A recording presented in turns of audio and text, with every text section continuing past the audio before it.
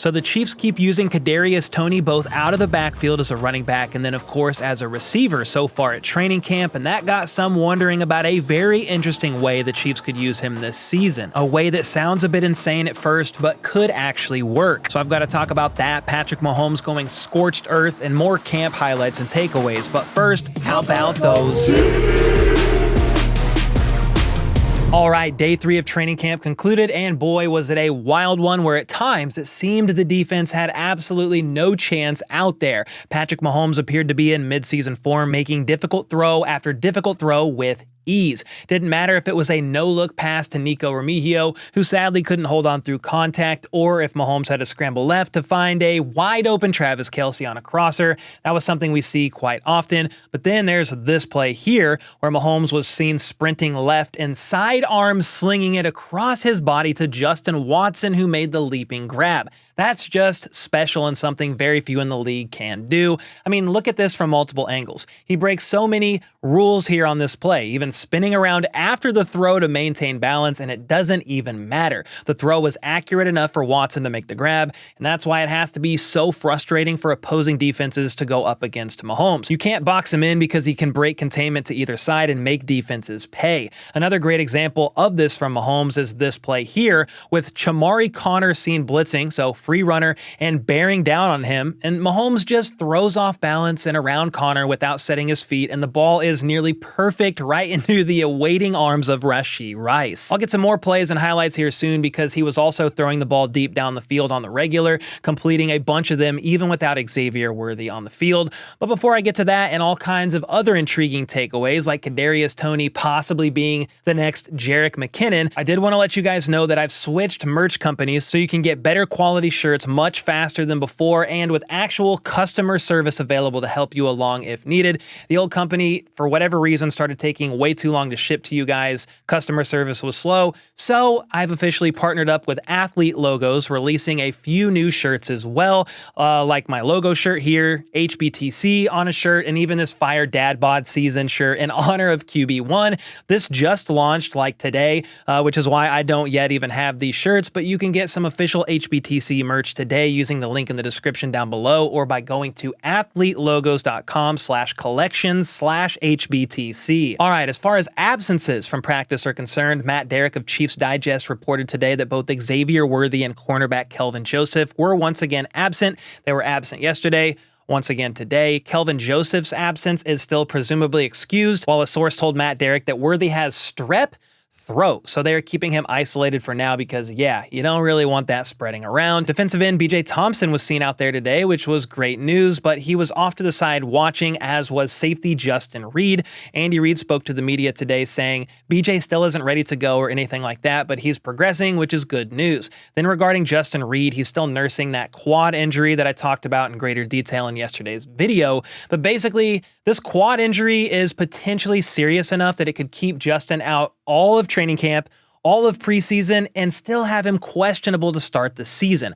Obviously, time will tell there, and while it's definitely unfortunate, it is giving other guys opportunities to get some reps in instead. Today, we saw cornerbacks Najee Johnson and Keith Taylor outside and Nick Jones inside with the second-team defense. Then Trent McDuffie and Joshua Williams were the guys outside with the first-team defense, and the versatile safety Chamari Connor was the guy inside. Pete Sweeney also noted that wide receivers Nikko Remigio and Kadarius Toney, along with running back Deneric Prince, were all out there taking initial snaps during 11-on-11 with the first-team offense. Again, Remigio saw that no-look from Mahomes. That would have been awesome if he could have hung onto the ball. I think McDuffie had a little bit of a role in that incompletion. Kadarius Toney then is a guy continuing to work in with both the running backs and the receivers, with an intriguing thought being brought up today by a few about Toney that I'll get to here in a second. But Big Red said versatility is a strength for Toney. You can move him around, and he enjoys doing that, so they are going to try and continue to utilize his multifacetedness. Then Carrington Harrison of 610 Sports said the idea of using Toney more as a running back is just crazy enough to where it could actually work. He then asked a pretty interesting question.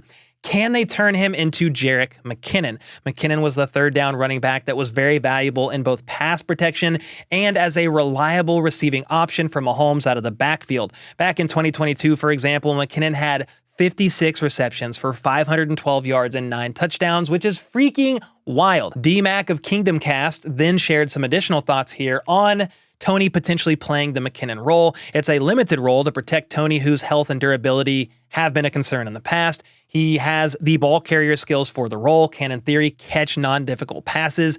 You can then stress a defense even more by splitting him out wide because he's also a scary receiver. The ultimate question out of all of this is, would he be willing to block blitzers? I think that's the biggest thing I personally need to see first. Toney in pass protection before deciding how much I love that potential idea. Toney is a few inches taller than McKinnon, but roughly 20 pounds lighter, so I'm not sure how he'd hold up in pass protection just yet. He then also needs to haul in those passes from Mahomes, the easy ones, without losing control and overthinking it and forcing errors. That was definitely an issue last season, but if he can haul in those passes without dropping them, my curiosity then is at least peaked. What do you guys think, though, about Toney being used a bit more as a running back in a Jerick McKinnon type of role? Do you love that idea? Hate it? Let me know either way in the comments down below. For what it's worth, Toney has looked decent out there so far. Malik Herring did force a fumble on him after catching a pass from Carson Wentz today, which isn't great, but there's also this clip here of him shaking a defensive back off his initial cut inside on a route to easily catch a shallow pass today. And honestly, if Toney can just reel them in like that, this is where he could be dangerous if used as a receiver. He also had a nice punt return yesterday that you can see here with him looking shifty, elusive, and notably healthy. Just please stay that way. So sure, sign me up with Toney being a punt returner and maybe a hybrid running back role with limited usage, and that would sound pretty good to me, at least so far. I also want to note that even in his limited looks, Nate Taylor of The Athletic said so far, even though yes, it's still early, he's looked better out there than Skyy Moore has at camp. We all know that a QB can be great, but he can't catch passes for his receivers as well. That's something we noticed last year during the struggles of the receiving room time and time again,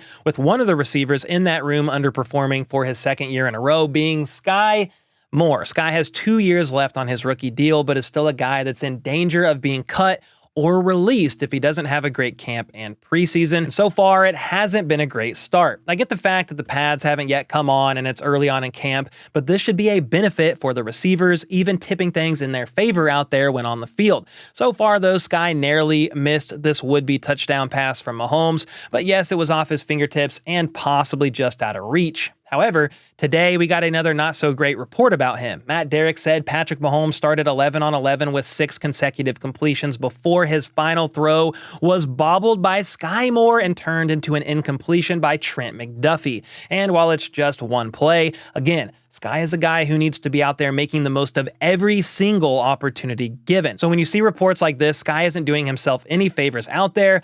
That's for sure. And before we get to some more Mahomes highlights from today, a standout defensive player was linebacker Drew Tranquill, who was noted as a guy flying all around out there. He recorded a near one-handed INT on Mahomes as well that earned him some props from Mahomes himself after. And outside of that, it's hard to note a ton of defensive standouts today, especially when Mahomes was out there firing like he was.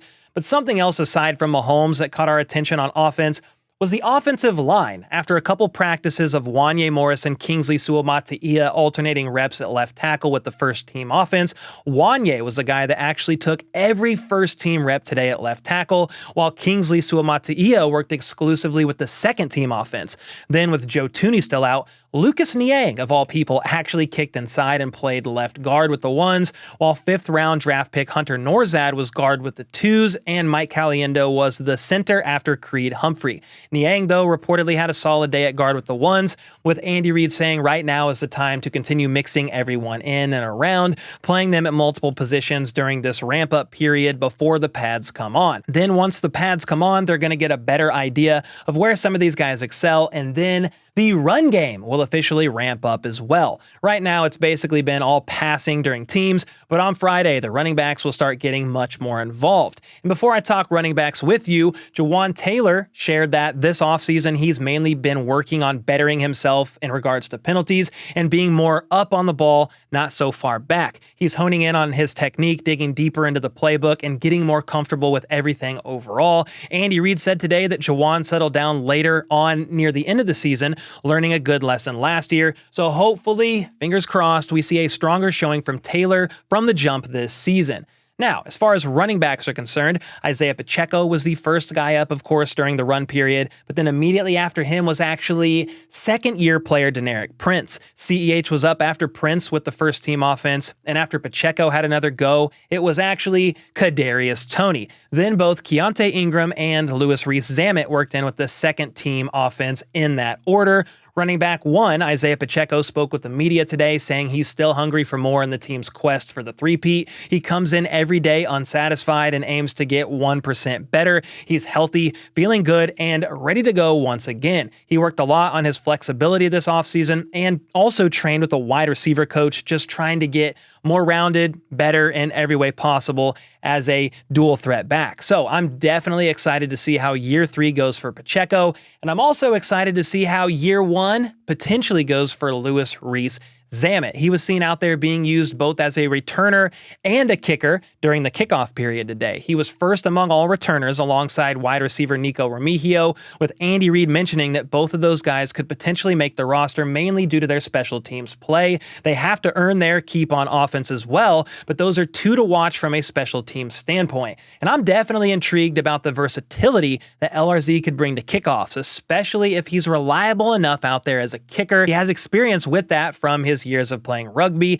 and if he can prove to be a decent tackler, he could be a potential option as a kicker rather than Harrison Butker to keep Butker safe and healthy for field goals. Of course, Justin Reid is another option as well, but he's dealing with that quad issue at the moment, and we just need that guy to get healthy first and foremost. Next up is my favorite part of the day, and that is the fact that the defense had no chance with Patrick Mahomes and the rhythm he was in. Adam Teicher of ESPN noted that he can't recall a camp that Mahomes has thrown this much down the field. Quote, he hit on a number of them today, including plays to Hollywood and Rice. He missed on a couple too, but the intent appears clear. He was hitting bombs even without Worthy out there time and time again. You can see this deep pass here to Rice down the right sideline as he beat McDuffie off the line. Nice by Rice. And Mahomes placed that ball perfectly for a touchdown. Rice also had a nice little push off at the end there, but it doesn't look like he fully extended his arm, so fair play. Then Hollywood Brown sped his way down the field on this rep, passing Chamari Connor via a very solid route, with Mahomes putting yet another ball right on the money.